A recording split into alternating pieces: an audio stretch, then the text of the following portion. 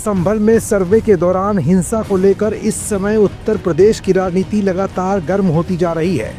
सबसे पहले शुरुआत समाजवादी पार्टी ने की।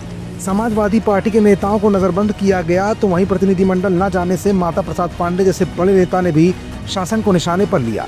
उसके बाद मौका था अजय राय का। अजय राय को भी संभल जाने नहीं दिया गया। कानून व्यवस्था का हवाला देकर योगी सरकार और संभल प्रशासन लगातार सख्त नजर आ रहा है। ऐसे में उत्तर प्रदेश की राजनीति उस समय गर्म हो गई जब राहुल गांधी ने दिल्ली से संभल का रुख किया, लेकिन गाजियाबाद में ही उन्हें रोक लिया गया। आलम यह हुआ कि हाईवे जाम हो गया और स्थानीय लोगों और कांग्रेसी कार्यकर्ताओं में झड़प की भी खबरें सामने आई। आखिरकार राहुल को भी अपनी बहन प्रियंका के साथ वापस दिल्ली का रास्ता नापना पड़ा। लेकिन इन सबके बीच फायर ब्रांड नेता नगीना से नवनियुक्त सांसद चंद्रशेखर आजाद उर्फ रावण ने अपनी जोरदार एंट्री कर ली है। रावण ने राहुल के समर्थन में ऐसा क्या कह डाला जो सीधे योगी सरकार की पुलिस और खुद योगी सरकार पर एक बहुत बड़ा प्रश्न चिन्ह लगा रहा है।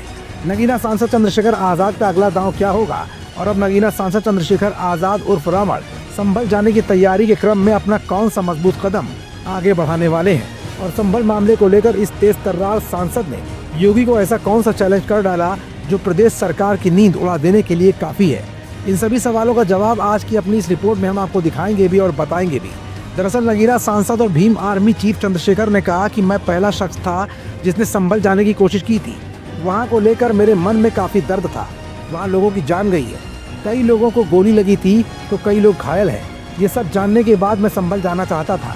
चंद्रशेखर आजाद का कहना है कि वो हर दिन संभल जाने की इजाजत मांग रहे हैं, मगर उनको अभी तक वहां जाने की इजाजत नहीं मिली है। भीम आर्मी चीफ का कहना है कि वो संभल जाकर लोगों का दर्द बांटना चाहते हैं और वहां हुए जुल्म को देश के सामने रखना चाहते हैं। सांसद चंद्रशेखर ने कहा कि वो संभल जाने की परमिशन रोज मांग रहे हैं, मगर उनको अभी तक वहां जाने की परमिशन नहीं मिली। उन्होंने कहा कि जिस दिन उनको संभल जाने की परमिशन मिल जाएगी वो सबसे पहले संभल जाएंगे।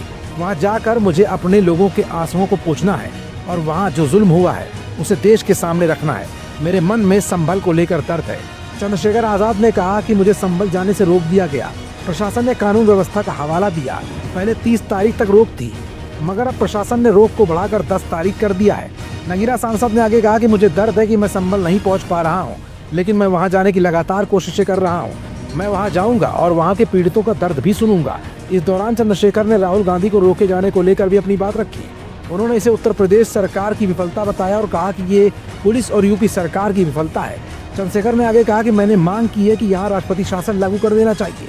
जहां एक तरफ विपक्षी दल समाजवादी पार्टी और कांग्रेस के हौसले तो प्रदेश सरकार ने पस्त कर दिए हैं, तो वहीं दूसरी तरफ अब चंद्रशेखर आजाद उर्फ रावण के हौसलों को पस्त करने के लिए योगी सरकार को कौन सा कदम उठाना पड़ेगा, ये भी एक बहुत बड़ा सवाल है। और इतिहास गवाह है कि चंद्रशेखर आजाद ने जिन जगहों पर पैर रखा वहां से न्याय की गुहार लगाने के बाद अन्याय पर जीत हासिल कर चंद्रशेखर आजाद वापस लौटे हैं।